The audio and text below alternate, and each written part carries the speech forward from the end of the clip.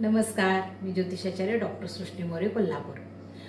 सर्वांचा प्रश्न असतो की मला धनप्राप्ती खूप झाली पाहिजे, पण काही कारणानं धन येतं आणि टिकत नाहीये, धनप्राप्ती होत नाहीये। हा सगळ्यात महत्त्वाचा मुद्दा आणि सगळ्यात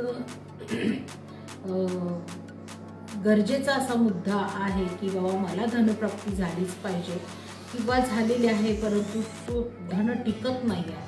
तर अशा वेळेला नेमकं काय करावं असा सर्वांचा प्रश्न असतो। आता काय करायचं तर दर शुक्रवारी स्नान केल्यानंतर आणि स्नान करत असताना मात्र त्यामध्ये थोडंसं गुलाबजल आणि कच्चं दूध घालावे। असे आंघोळ करत असताना कंटिन्यू 43 दिवस हे करणं गरजेचं आहे।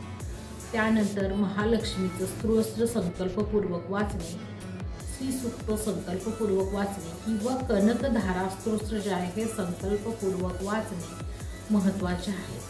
त्यानंतर घराच्या उत्तर पूर्व दिशेला महालक्ष्मीचा मंत्राचा जप करत बसावे। उत्तरमुखी किंवा पूर्वमुखी बसलात तर उत्तमच आहे। रोज संध्याकाळी व सकाळी संकल्पपूर्वक हे वाचन करणं गरजेचं आहे आणि कंटिन्यू 43 दिवस होणं गरजेचं आहे।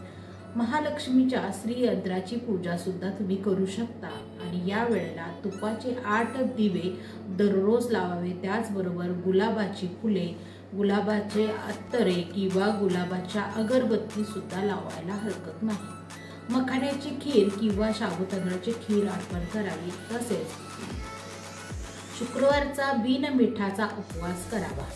उपवास सोडत असताना सुद्धा दूध आणि भातावरती उपवास सोडावा।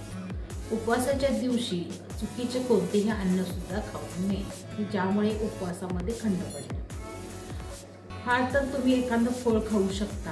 असा हा खूप चांगल्या पद्धतीने सात्विक उपवास करून महालक्ष्मीचं स्तोत्र, मंत्र, श्रीसूक्त किंवा कनकधारा स्तोत्र वाचन करणं गरजेचं आहे। त्याचबरोबर ओम श्री लक्ष्मीभ्यो नमः या मंत्राची 1 माळ किंवा 11 माळ तुम्ही करू शकता। वाचन करत असताना पूर्वमुखी उत्तरमुखी बसणं गरजेचं आहे। त्याचबरोबर लाल आसन असणं गरजेचं आहे। तुपाचे दिवे लावलेले असावे, धूप थोडा लावावा, कापूर अगरबत्ती लावावी।